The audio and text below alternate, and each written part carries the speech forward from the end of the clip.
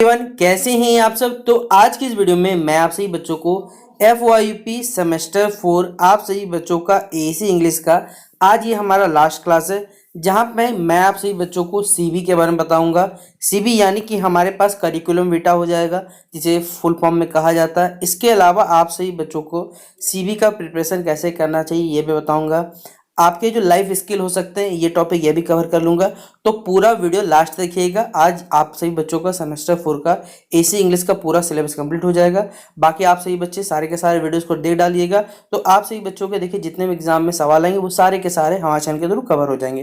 तो चलिए वीडियो को शुरू करते हैं। वीडियो पसंद आए तो वीडियो को लाइक करें, चैनल पर अगर न्यू आए तो चैनल सब्सक्राइब करें, साथ में बेल आइकन पर क्लिक कर लीजिएगा ताकि इसी प्रकार पल पल की हर वीडियो का नोटिफिकेशन आपको चैनल मिलता रहे। डिस्क्रिप्शन बॉक्स में टेलीग्राम, फेसबुक, ट्विटर, इंस्टा सभी के लिंक अवेलेबल है। कुछ इन्फॉर्मेशन चाहिए पूछना रहे तो फेसबुक है, इंस्टाग्राम है। कुछ इन्फॉर्मेशन आएगा शेयर किया जाएगा तो टेलीग्राम में, और आपका कह सकते हैं जो ट्विटर है जिसका नाम है फिलहाल अभी एक्स चल रहा है उसका नाम था वो मिल जाएगा। ठीक है, देखिए पहले अगर हम लोग करें व्हाट इज ए करिकुलम विटा, हिंदी जिसे कहा जाता है, शॉर्ट में CV कहा जाता है। ठीक है, CV और रिज्यूम देखिए दो अलग अलग चीज़ें होती है, याद रखिएगा पहले। ठीक है, एक करिकुलम विटा, अगर ये प्रोनाउंसिएशन मेरा गलत हो तो कोई बच्चा रहेगा तो आपको लगता है कि प्रोनाउंसिएशन गलत हो तो भाई आप हमें बता सकते हैं, हम लोग सुधार करने की कोशिश करेंगे अगले वीडियो से। ठीक है, तो a curriculum vitae often abbreviated as CV, जिसे शॉर्ट में हम लोग CV के नाम से लिखते हैं, is a document that job applicants use to showcase their academic and professional accomplishment. देखिए CV बेसिकली हम लोग कब बनाते हैं, जब कोई भी हमें जॉब के लिए अप्लाई करना रहता है। ये भी जॉब एप्लीकेंट्स यानी जो भी छात्र छात्राएं या जो भी लोग जॉब के लिए अप्लाई करते हैं उनको जॉब एप्लीकेंट्स कहा जाता है। वो अपने एकेडमिक यानी जो भी उन्होंने पढ़ा हुआ है, उनकी प्रोफेशनल उन्होंने क्या क्या हासिल किया है, वो क्या कर चुके हैं, ये सभी चीज़ बताने के लिए हम लोग क्या करते हैं, करिकुलम विटा यानी CV का हम लोग इस्तेमाल करते हैं। It is use to apply for position with in areas where a person specific knowledge और एक्सपर्टाइज आर रिक्वायर्ड है। कि हम लोग देखते हैं भाई बहुत सारी वैकेंसी निकलती है तो उसमें क्या रहता है, आपको मांगा जाता है कि वर्क एक्सपीरियंस है आपके पास 2 साल का, 3 साल का, क्या आपको इस चीज़ का काम मांगा। अगर आपके पास वो चीज़ का नॉलेज है तो आप उस पोस्ट के लिए क्या कर सकते हैं, बेसिकली अप्लाई भी कर सकते हैं। A curriculum vitae is usually longer than resume. देखिए रिज्यूम क्या होता है भाई, छोटा होता है, रिज्यूम शॉर्ट फॉर्म में लिखा जाता है, लेकिन करिकुलम जो विटा रहता है वो एक लॉन्ग पैराग्राफ में होता है। ये नहीं कि बहुत ज़्यादा, मतलब मिनिमम कह सकते हैं मॉडरेट में आपको लिखना पड़ता है। And must include the information that the recruiter needs to verify the skill, यानी जो भी कंपनी के जो रिक्रूटर रहेंगे बेसिकली आपके स्किल को पहचान सके, आपका एक्सपीरियंस के बारे में जाने। उसके बाद आपके जो एजुकेशन क्वालिफिकेशन रहते हैं कि उस कंडीशन के लिए कि जो भी जॉब निकला है, वैकेंसी निकला, उसके हिसाब से आपसे बच्चों को वहाँ पे अपॉइंट करने के लिए वो सारे के सारे चीज़ आपको ये जो CV रहता है उसके थ्रू से पता चल जाता है। अगर हम बात करें in many countries a CV is usually the first document that a prospective employer looks at when screening candidates for job interview. देखिए जब भी जॉब इंटरव्यू के लिए सबसे पहले कैंडिडेट्स का जो स्क्रीनिंग किया जाता है, यानी चलिए सर्च किया जाता है, पता किया जाता है उनके बारे में, तो एक CV वही डॉक्यूमेंट है जिसके थ्रू क्या किया जाता है, जो भी एम्प्लॉयर रहता है कि आपके बारे में जानकारी जुटाना रहता है, तो वो CV बेसिकली वो डॉक्यूमेंट है जिसके थ्रू सारा के सारा डॉक्यूमेंट आपको पता चलता है। ठीक है, फिर हो गया हमारे पास when sending a curriculum vitae and other application document to the employer, some applicants may choose to send physical copies of the document through registered mail और इलेक्ट्रॉनिक थ्रू ईमेल। देखिए अगर हम CV भेज भी दें तो बहुत सारे जो कह सकते हैं एप्लीकेंट्स रहते हैं वो लोग क्या करते हैं, जो उनके जो फिजिकल कॉपीज यानी ओरिजिनल कॉपीज बोलिए या कुछ प्रूफ के साथ भेज देते हैं कि हाँ सर हम लोग ये सब कर चुके हैं, या ईमेल कर देते हैं कि सर हम इस चीज़ के लिए एप्लीकेबल है, हमने यहाँ काम किया, ये सारे डॉक्यूमेंट्स के थ्रू वो भेज देते हैं। तो आशा करता हूँ कि सबसे पहले आपसे बच्चों CV का मतलब समझ में आया होगा कि CV लिखना क्यों जरूरी होता है, CV में क्या क्या लिखे जाते हैं, ये सब चीज़ पढ़ेंगे। अब देखिए CV में क्या क्या इंक्लूड होता है, तो CV में देखिए बहुत सारा चीज़ पहले इंक्लूड होता है। जैसे CV में आपका बेसिक जो इन्फॉर्मेशन है, जिससे वो इन्फॉर्मेशन जिसके थ्रू आप बाकी एप्लीकेंट से अदर बन, मतलब बेसिकली एक अलग आपको पहचान मिलता है कि हाँ आपको ये नॉलेज है, वो नॉलेज है, आप उससे ज़्यादा बेटर क्यों, ये सभी चीज़ें हमारे पे CV में बताया जाता है। तो इसमें होता क्या क्या, सबसे पहले तो पर्सनल इन्फॉर्मेशन रहता है, मतलब सबसे पहले टॉप में जो आप CV लिखते हैं उसमें अपना पूरा नाम, contact information, phone number, email ID, registered जो आपका मेल एड्रेस हो गया, ये सभी चीज़ें आप क्या करते हैं, पर्सनल इन्फॉर्मेशन जो सबसे पहला टॉपिक रहता है करिकुलम में या टॉप में रहता है उसमें आप क्या करते हैं, इसका लिखते हैं। फिर अपना जो एजुकेशन है, आपने क्या पढ़ाई किया है, आपने किस इंस्टीट्यूशन क्या पढ़ाई किया है, आपके कॉलेज के मार्क्स, स्कूल के मार्क्स, आपके ग्रेजुएट होने के बाद कितने मार्क्स मिले थे, पोस्ट ग्रेजुएट होने पे क्या मार्क्स मिले थे, और या फिर जितने सारे आपने जो भी कोर्सेज किए होंगे उन सभी चीज़ों के बारे में आप क्या करते हैं यहाँ पर बताने का काम करते हैं। इसलिए लिख ही दिया गया कि आपने जहाँ से कितने साल तक कहाँ ग्रेजुएशन कब तक किया, ये सारी चीज़ें यहाँ पर मेंशन रहती है। फिर तीसरा सबसे बेहद जरूरी रहता है वो है आपका वर्क एक्सपीरियंस। देखिए अगर हमारे पास वर्क एक्सपीरियंस है, क्योंकि कोई भी कंपनी जो लोगों को रखती है वो सबसे पहले देखती है कि भाई आपके पास वर्क एक्सपीरियंस है नहीं, आपने कहीं काम किया है नहीं। क्योंकि अगर वो आपको काम में, अगर वो आपको काम पे लगाइए तो भाई अगर आपको काम ही नहीं आएगा उस चीज़ को लेकर तो फिर आपको सिखाना पड़ेगा, तो कंपनी का इसमें लॉस है। इसलिए कंपनी क्या करती है, सबसे पहले देखती है कि आपके पास उस कंपनी मतलब जो भी जिस भी कह सकते हो वैकेंसी आया हुआ है, जिस भी जॉब के लिए क्राइटेरिया, वहाँ पर अगर आपका अगर एक्सपीरियंस है तो ही आपको सिलेक्ट किया जाता है। अदरवाइज आपसे ही बच्चों उस रोल के लिए सिलेक्ट नहीं किया जाता, क्योंकि आइए सर बेसिकली जो भी कंपनी है भाई क्यों पैसा देगा आपको, खुद सोच सकते हैं।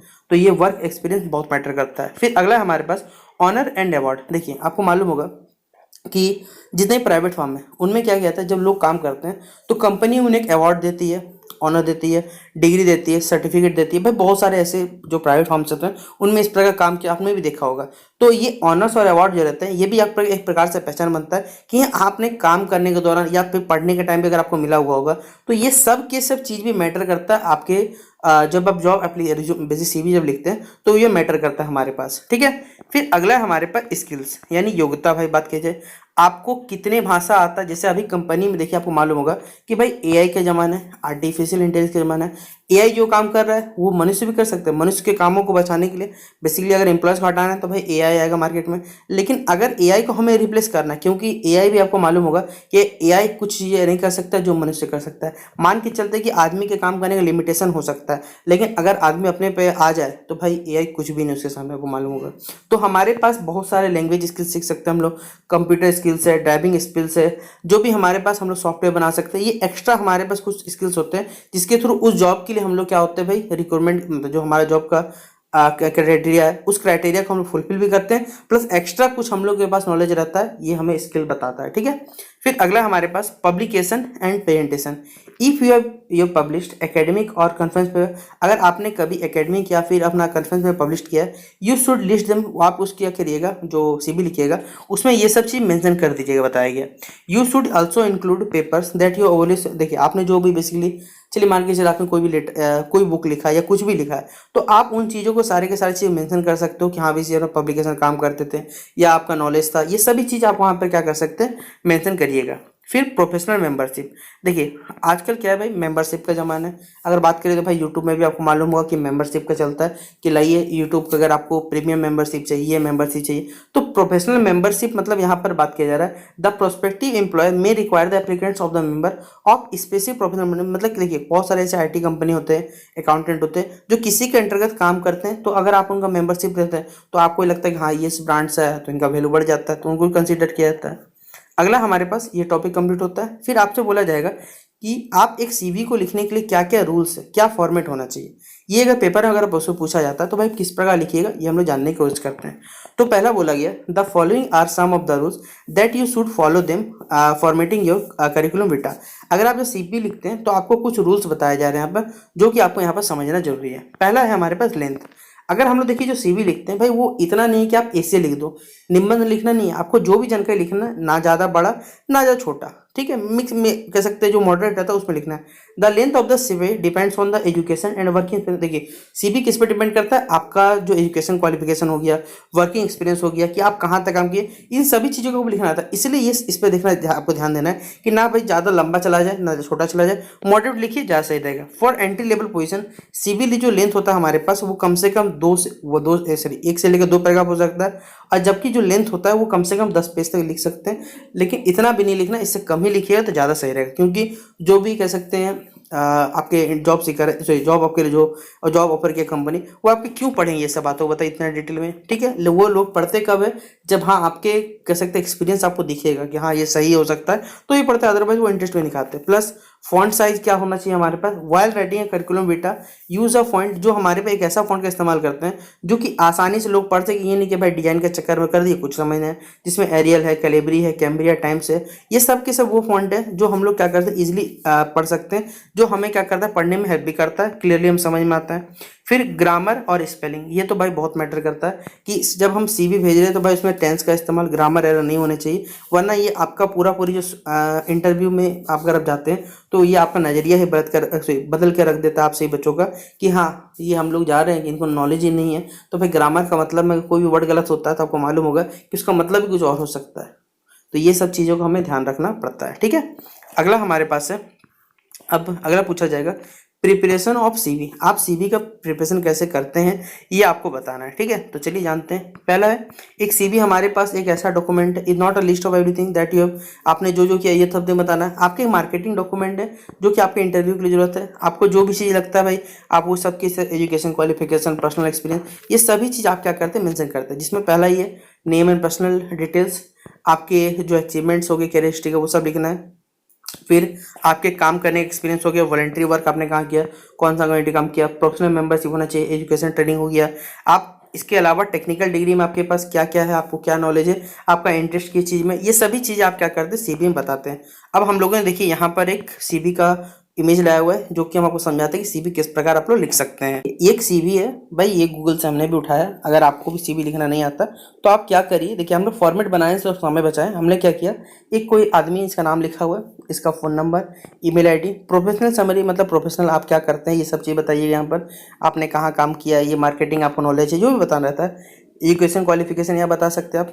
फिर नीचे देख रहे होंगे यहाँ पर उन्होंने अपना क्या किया, वर्क एक्सपीरियंस बताया कि हमने यहाँ तक काम किया, ये सब अचीवमेंट हमने हासिल किए। फिर हमारे पास कोर क्वालिफिकेशन बताया हुआ है कि हमने क्या क्या आता है क्या नहीं आता, ये सब कुछ बताया हुआ है। क्वालिफिकेशन योग्यता बताइए, सर्टिफिकेशन किस किस चीज़ में मिला हुआ है, फिर उनकी हॉबीज़ क्या है और किन चीज़ों में उनका इंटरेस्ट है। तो इस प्रकार से आप क्या करिएगा, एक सीवी को डिजाइन कर सकते हैं अपने लिए। अगर आपसे पेपर में पूछा जाए कि चलिए एक सीवी लिख के दिखाइए किसी कंपनी के लिए, आपको अप्लाई करना है जॉब के लिए, तो आप इस प्रकार अपने हिसाब से जो भी लगता है आपको क्योंकि हर आदमी का भाई पर्सनल इन्फॉर्मेशन अलग है, आपके क्वालिफिकेशन अलग है, सर्टिफिकेशन अलग हो सकता है, इसलिए अपने हिसाब से बना के चाहे जितना हो जाए लिख चलिएगा। ठीक है, तो ये बड़ा टॉपिक हमारा फिलहाल कंप्लीट होता है। अगला टॉपिक है जिसे हम लोग जानते हैं इमोशनल इंटेलिजेंस, और ये स्किल बिल्डिंग में किस प्रकार हेल्प करता है। पहले इमोशनल इंटेलिजेंस मतलब ये आपके कोई भी चीज़ को, इमोशन को कंट्रोल करने का मैटर करता है। आप किसी भी चीज़ को लेकर अगर आप भावुक होते हैं तो भाई आपका इमोशनल इंटेलिजेंस, जैसे आपको मालूम होगा कि कोई भी देश के जो सीक्रेट एजेंट्स रहते हैं, जैसे हम भारत की बात करें तो RNW हो जाएगा हमारे पास। ठीक है, इसके अलावा जितने चाहे CBI के ऑफिसर हो गए, वो इमोशनली इतना ज़्यादा स्ट्रांग रहता है कि भाई उनके सामने बड़ा से बड़ा कंडीशन भी आ जाएगा ना, तो उस जगह से वो क्या करते हैं भाई, उनको मैटर नहीं करता कि सामने किस प्रकार की परिस्थिति है उनके परिवार को लेके। लेकिन बहुत ज़्यादा जब लोग वीक हो जाते हैं तो उनका कैटेगरी अलग हो जाता है। लेकिन इमोशनल इंटेलिजेंस क्या करता है, एक ऐसा एबिलिटी है जो आपके इमोशंस को समझने में हेल्प करता है, और साथ ही साथ आप उस कंडीशन से भाई कैसे निकल सकते हो इसको भी बताने में, इसको भी समझाने में आपको हेल्प करता है। तो emotional intelligence is important to effectively manage behaviour, आपके बिहेवियर को मैनेज करता है। आप नेविगेट कैसे करते हैं जो भी आपके सामने सोशल सिचुएशन है, समाज में कोई भी सिचुएशन कब आ सकता है कोई नहीं बता सकता, प्रिडिक्शन नहीं है इसका। तो आप किस प्रकार रिएक्ट करिए, किस प्रकार काम करिएगा, ये सब के सब इमोशनल इंटेलिजेंस आपका तय करता है। और आप इसमें आपका जो आपका जो पर्सनल डिसीजन होगा कि हाँ आप क्या करना चाहिए सिचुएशन, इसको भी बनाने में बहुत ज़्यादा मैटर करता है। Emotional intelligence is made up of, इसको देखिए हम लोग 4 कोर सेक्शन में बांटते हैं, जिसमें पहला हमारे पास है पर्सनल कंपटीशन है और दूसरा हमारे पास है सोशल कंपटीशन है। तो इन दो कैटेगरी में हम लोग देखिए इसे क्या करके बांट के पढ़ते हैं। तो पहला सबसे पहले हमारे पास आता है कि आप अपने अंदर जो इमोशनल इंटेलिजेंस है उसको किस प्रकार बिल्ड करते हैं, यानी बनाने का काम करते हैं, आइए जानते हैं। तो सबसे पहला है भाई सेल्फ अवेयरनेस। सेल्फ अवेयरनेस हमारे पास एक ऐसा एबिलिटी है जो कि आपके इमोशंस को क्या करता है, पहले परसीव करता है, उसके बाद आपको अवेयर करता है कि हाँ आपको क्या करना चाहिए, क्या रिएक्ट होगा। You can increase your self awareness by understanding your strength.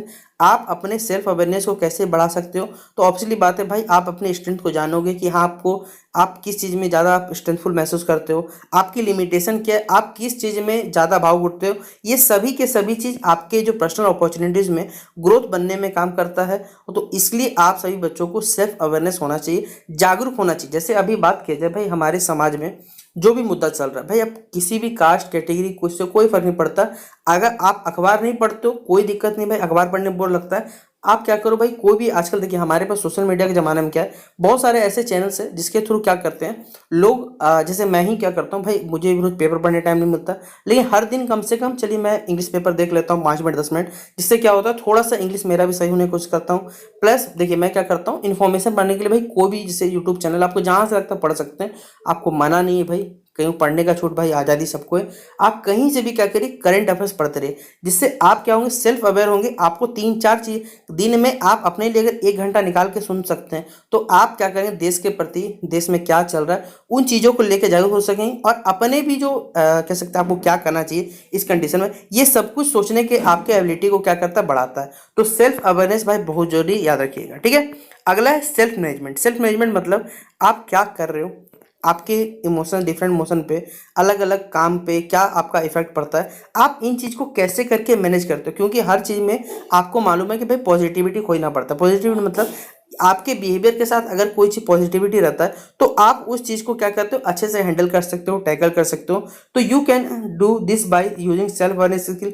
आप सेल्फ अवेयरनेस स्किल से इसको कर सकते हो। Learning to control your emotion, आप अपने इमोशन कंट्रोल कर सकते हो और रिस्पॉन्ड कर सकते हो डिफरेंट डिफरेंट सिचुएशन में आपको क्या करना चाहिए। जिसे बताया हुआ है कि one example of positive self management is having the ability to diffuse. देखिए आपके पॉजिटिव अगर आपके पास सेल्फ मैनेजमेंट है तो आप अपने गुस्से को बेसिकली कंट्रोल कर सकते हो, और जिससे जब आपका गुस्सा कंट्रोल रहता है तो सामने किसी प्रकार सिचुएशन हो, आपके सामने कोई भी लोग कुछ गलत भी हो रहे हैं तो आप शांत रहते हो, और जब आप शांत रहते हो तो भाई आप परफेक्ट डिसीजन या सही फैसला जो रह सकता है वो आप वहां पर कर सकते हो। तो ये हमारे पास इसका उत्तर हो गया।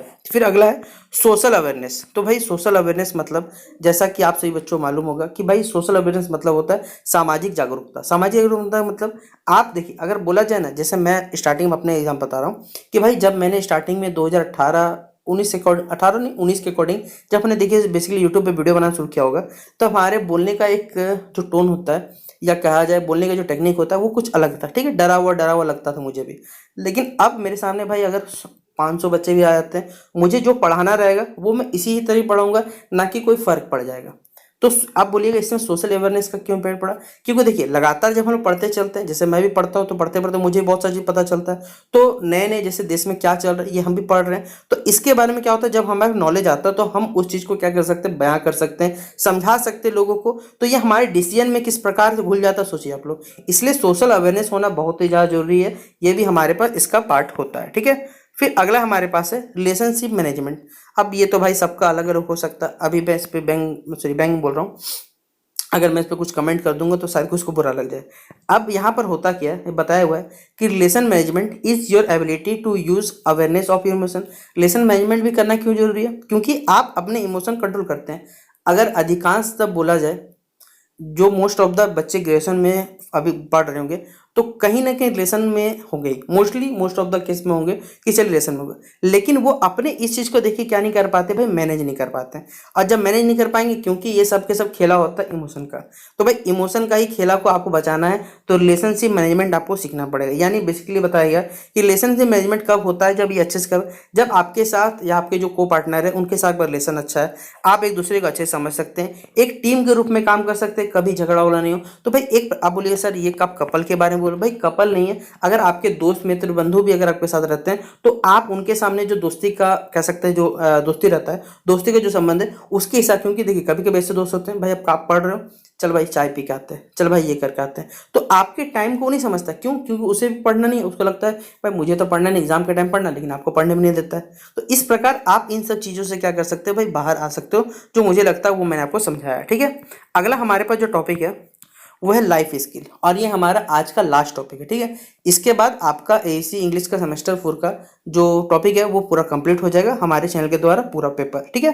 पहला लाइफ स्किल होता है क्या, अगर हम बात करें WHO के हिसाब से, द WHO यानी world health organisation has defined the life skill, उसने इस पर डिफाइन किया है कि the abilities for adaptive and positive behaviour that enable individual to deal effectively with the demands and challenge of everyday life. देखिए अगर हम अपने भाषा में बात करें कि भाई अगर हमारे मिडिल क्लास जो लोग हैं हमारे पास, हम सभी पीपल, हम लोग क्या करते हैं भाई, हमारे लिए रोजमर्रा की जिंदगी, रोजमर्रा मतलब भाई हम लोग क्या करते हैं, हम लोग आज सोचते हैं कि हम लोग जैसे रात हुआ भाई, रात को सोचते हैं कि भाई कल क्या खाएंगे, ठीक है। इस प्रकार हमारा जीवन जीना होता है। तो हम लोग रोज इस प्रकार की सिचुएशन फेस करते हैं कि हमारे पास क्या रहता है, ये जीने का जिंदगी जीने का हमारे पास बेसिकली जो एबिलिटी होता है उसी को बोलते हैं लाइफ स्किल बोला जाता है, कि हम लोग जीना सीख जाते हैं कि हमें हर कंडीशन में, अगर जैसे बात की जाए भाई, अगर हमारे पास यूट्यूब अगर नहीं था तब भी भाई हम लोग अवेलेबल धरती पे हम लोगों की मदद करते थे, बच्चों को पढ़ाते थे।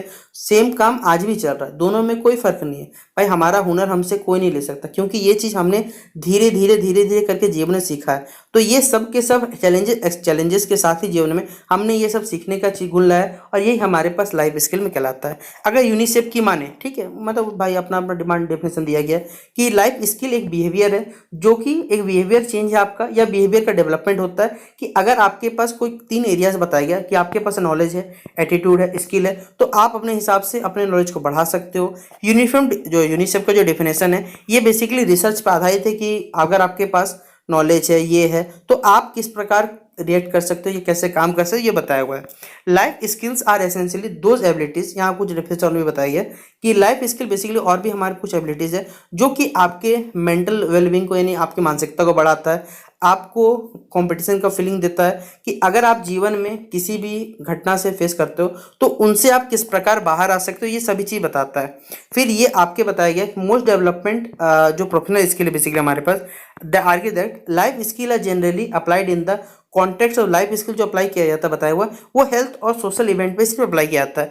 ये जीवन के देखिए बहुत क्षेत्रों में अप्लाई होता है, चाहे जैसे हमको मालूम होगा ड्रग यूज को क्या करना है, प्रिवेंट करना है, सेक्सुअल वायलेंस को रोकना है, टीनेज प्रेगनेंसी हो गया, HIV एड्स हो गया, प्रिवेंशन और सुसाइड प्रिवेंशन हो गया।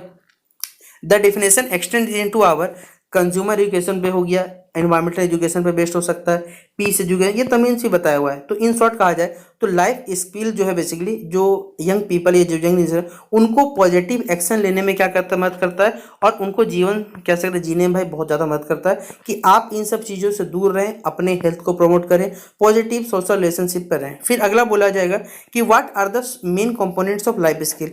लाइफ स्किल के देखिए क्या क्या मेन कंपोनेंट्स होंगे, ये आपको बताना है। तो भाई इसमें हमारे पास पहला जो कंपोनेंट है वो है क्रिटिकल थिंकिंग, जो सोच कर गहन सोच करिए कि क्या सही है क्या गलत है, या डिसीजन मेकिंग स्किल होना चाहिए, डिसीजन प्रॉब्लम सॉल्विंग स्किल होना चाहिए आपके पास, कि अगर आपके पास कोई भी सिचुएशन आता है, प्रेजेंट सिचुएशन अगर आपके पास आता है, तो आप उन चीज़ से अल्टरनेट आपके पास क्या ऑप्शन है, क्या कर सकते हो, ये सभी चीज़ बताना है। फिर अगला हमारे पास इंटरपर्सनल या फिर कम्युनिकेशन स्किल कहा जाए। इसमें हमारे पास वर्बल, नॉन वर्बल, आप क्या कर सकते हो, एक्टिवेट लिसनिंग आता है, आप अपने फीलिंग्स को एक्सप्रेस कर सकते हो, फिर इस प्रकार कह सकते नेगोशिएशन कर सकते हो आप, ये सब स्किल हमारे पास काम देता है, ठीक है। फिर ये हमारे पास है थर्ड है कोपिंग और सेल्फ मैनेजमेंट, यानी आप सही बच्चे क्या कर सकते हैं, अपने आपको कंट्रोल कर सकते हो, इमोशंस को कंट्रोल किया जाता है।